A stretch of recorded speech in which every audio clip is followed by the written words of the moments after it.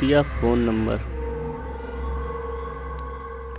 भूत हमारी दुनिया का हिस्सा है और इसी वजह से वह हमसे संपर्क करने के लिए तरह तरह के माध्यम चुनते रहते हैं। लेकिन आज तकनीकी बदल चुकी है और भूत भी अपने संपर्क साधने के तरीके तकनीकी करना चाहते हैं। इसी से प्रेरित होकर भूत का नंबर भूतिया कहानी लिखी गई है। मुझे पूरी उम्मीद है कि आपको यह कहानी पसंद आएगी। शहर में एक अजीब अफवाह फैल रही थी कि लोगों को भूत का फ़ोन आ रहा है और तो और कई लोगों ने अपनी मोबाइल स्क्रीन पर भूत का नंबर तक दिखाया, लेकिन किसी के पास कोई तथ्य नहीं है जिनसे यह साबित किया जा सके कि उनकी बातों में सच्चाई है। लेकिन जब तक यह केवल मजाक तक सीमित था तब तक तो लोग इसे हल्के में ले रहे थे। लेकिन एक घटना से सबके कान खड़े हो गए। एक दिन एक व्यक्ति मोबाइल में बात करते हुए अपने बिल्डिंग की छत से कूद जाता है और नीचे गिरते ही उसकी मौत हो जाती है। शहर में एक व्यक्ति की आत्महत्या आम बात है, लेकिन फ़ोन में बात करते हुए कूदना, इसका मतलब वह किसी न किसी से तो अपने मरने की वजह बता रहा था। इसलिए पुलिस तहकीकात आगे बढ़ाती है और उस व्यक्ति को मोबाइल की आखिरी कॉल रिकॉर्डिंग मंगवाई जाती है। लेकिन ताज्जुब की बात तो यह थी कि उस समय उसके फ़ोन में किसी का कॉल नहीं आया था। पुलिस की चिंताएं और बढ़ जाती हैं क्योंकि लोगों की भीड़ ने उस व्यक्ति को फ़ोन में बात करते हुए देखा था। तो क्या यह व्यक्ति फ़ोन में बात करने का नाटक कर रहा था? गुत्थी उलझती जा रही थी कि एक और हादसे से शहर में दहशत के बादल मंडराने लगते हैं। एक और व्यक्ति रेलवे स्टेशन पर फ़ोन में बात करते करते ही आ रही ट्रेन के आगे कूदकर अपनी जान दे देता है और जब उसके मोबाइल की जांच की जाती है तो उसमें भी यही पता चलता है कि उसके फ़ोन में किसी का कॉल नहीं आया था। न्यूज़ के माध्यम से अखबारों से ज़्यादा अफवाहें फैल रही थी कि हर कोई भूत का नंबर जानना चाहता था। डर की वजह से लोगों ने फ़ोन में अननोन नंबर उठाने बंद कर दिए थे। मामला पुलिस की पहुंच से ऊपर था, इसलिए भूत विशेषज्ञ को बुलाया जाता है। उन्हें मामले की जानकारी पहले से ही थी, इसलिए बिना देरी किए मारे गए व्यक्तियों के मोबाइल की नेटवर्क रिपोर्ट मंगवाते हैं, जिसकी फ्रीक्वेंसी से उन्हें पता चलता है कि उनके फ़ोन में भले ही किसी का कॉल नहीं आया, लेकिन फ़ोन से किसी का नेटवर्क कनेक्ट ज़रूर हुआ है। मामला डिजिटल टेक्नोलॉजी का था, इसलिए इन्वेस्टिगेशन में डेटा साइंटिस्ट को भी शामिल किया जाता है। इन्वेस्टिगेशन चल रही होती है कि अचानक शहर में 3 लोग और अलग अलग तरीक़ों से आत्महत्या कर लेते हैं। इससे शहर में दहशत का माहौल बनता जा रहा था। डेटा साइंटिस्ट को एक सुराग मिलता है। जितने भी लोग मारे गए हैं सभी के मोबाइल में एक वेबसाइट का लिंक पाया गया।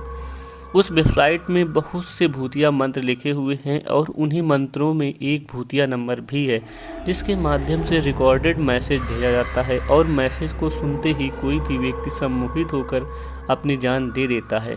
लेकिन वेबसाइट ही हत्या की जिम्मेदार है, यह कहना संभव नहीं था, क्योंकि केवल किसी आर्टिकल को पढ़ने से कोई कैसे मर सकता है। इसी बीच विशेषज्ञ आर्टिकल को गहराई से जांच करते हैं तो पता चलता है कि वह कोई साधारण मंत्री नहीं बल्कि वशीकरण मंत्र लिखे गए हैं, जिनके माध्यम से लोगों को पहले तो सम्मोहित किया जाता है, फिर उनके मोबाइल में एक रिकॉर्डेड मैसेज के जरिए उन्हें आत्महत्या करने के लिए निर्देशित भेज दिए जाते हैं। पुलिस को हत्या के कारण का तो पता चल गया था, लेकिन इसके पीछे कौन है यह अभी जानना बाकी था। तभी डाटा साइंटिस्ट वेबसाइट को ट्रैक कर लेते हैं। यह एक कॉलेज का हॉस्टल था। वेबसाइट की लोकेशन का पता चलते ही पुलिस हॉस्टल के कमरे को घेर लेती है और उस लड़के को गिरफ्तार कर लिया जाता है जिसके कंप्यूटर से यह वेबसाइट चलाई जा रही थी। लड़के के कमरे में बहुत से कॉकरोच, कीड़े मकोड़े और मरे हुए चूहे डले हुए थे।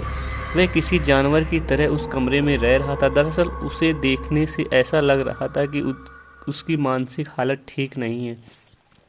हॉस्टल में पुलिस को देख मैनेजमेंट के कर्मचारी भी पहुंच जाते हैं, लेकिन उन्हें अंदाज़ा भी नहीं होता कि इस कमरे में कोई रहता है, क्योंकि यह कमरा तो पिछले 2-3 महीनों से खुला ही नहीं था। लड़के को पूछताछ के लिए थाने लाया जाता है। लड़के का बर्ताव बहुत डरावना था। वह आसपास के लोगों को खरोंचने को दौड़ रहा था। बड़ी मुश्किल से पुलिस उसे काबू करते हुए कुर्सी से बांध देती है।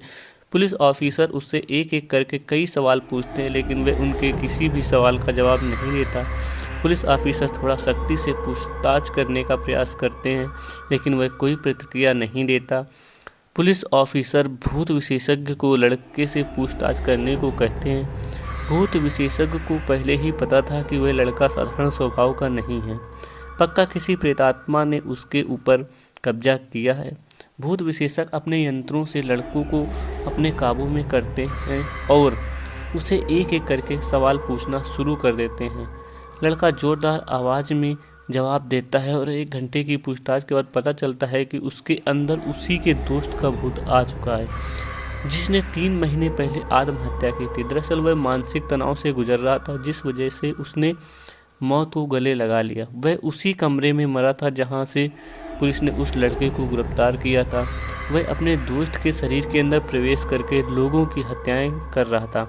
उसी ने वह वेबसाइट बनाई थी जिसे वह अब उस लड़के के शरीर के अंदर रहते हुए चला रहा था।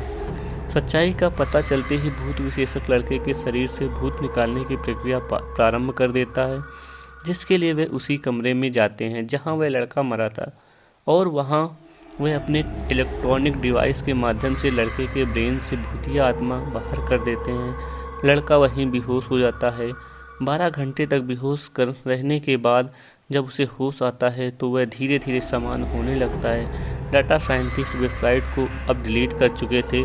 लड़के को निर्दोष पाया जाता है, उसे मानसिक बीमार घोषित किया जाता है और उसे इलाज के लिए अस्पताल में भर्ती कराया जाता है। पुलिस जुर्म के नए अध्याय को समझ चुकी थी।